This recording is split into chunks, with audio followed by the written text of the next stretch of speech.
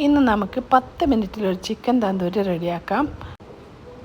അതിന് വേണ്ടി കുറച്ച് ചിക്കൻ എടുത്തിട്ടുണ്ട്. ഞാൻ ഇതിനകത്ത് ലെമൺ ജ്യൂസാണ് പിഴിയുന്നത്. പിന്നെ അതിൽ വെളുത്തുള്ളി ഇഞ്ചി പേസ്റ്റ് ഇടാം. പിന്നെ കുറച്ച് ഗരം മസാല, മുളക് പൊടി, മല്ലിപ്പൊടി, കുരുമുളക് പൊടി, മഞ്ഞൾപ്പൊടി, പിന്നെ ഉപ്പ് എല്ലാം ഇട്ട് നമുക്ക് നന്നായിട്ട് മാരിനേറ്റ് ചെയ്തെടുക്കാം. ഇത് മസാലയെല്ലാം പിടിക്കുന്നവരെ നന്നായിട്ട് കുഴച്ച് വയ്ക്കണം. കുഴച്ച് ഒരു 10-15 മിനിറ്റ് നമുക്ക് ഇത് റെസ്റ്റ് ചെയ്യാൻ വെക്കാം. അതിന് ശേഷമാണ് നമ്മളിത് ഉണ്ടാക്കുന്നത്. മാരിനേറ്റ് ചെയ്യുമ്പോൾ കുറച്ച് ഓയിൽ ഒഴിക്കുന്നത് 1/4 ടീസ്പൂണാണ്. അത് ഓയിൽ കൂടി ഒഴിച്ചിട്ടാണ് ഞാൻ മാരിനേറ്റ് ചെയ്ത് വയ്ക്കുന്നത്.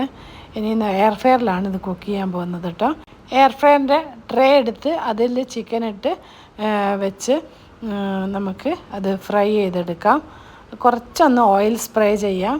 വയ്ക്കുന്നതിന് മുമ്പേ നമ്മൾ ഓയിൽ മുക്കി പൊരിക്കാത്ത ഉള്ള ഫ്രൈ ആണിത്.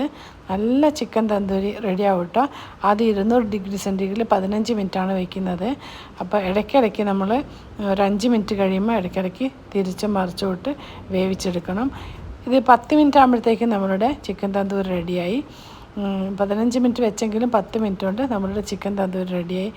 അടിപൊളി ടേസ്റ്റുള്ള ചിക്കൻ തന്തൂരിയാണ്. നിങ്ങളെല്ലാവരും ഉണ്ടാക്കി നോക്കുക. പിന്നെ ഇതിൻ്റെ വിശദമായ വീഡിയോ ഞാൻ ചാനലിലിട്ടിട്ടുണ്ട്. എൻ്റെ ചാനൽ സപ്പോർട്ട് ചെയ്യാൻ മറക്കല്ലേ. ഇനി നമുക്കിതൊരു സർവിങ് ഡിഷിലേക്ക് മാറ്റി കഴിക്കാം.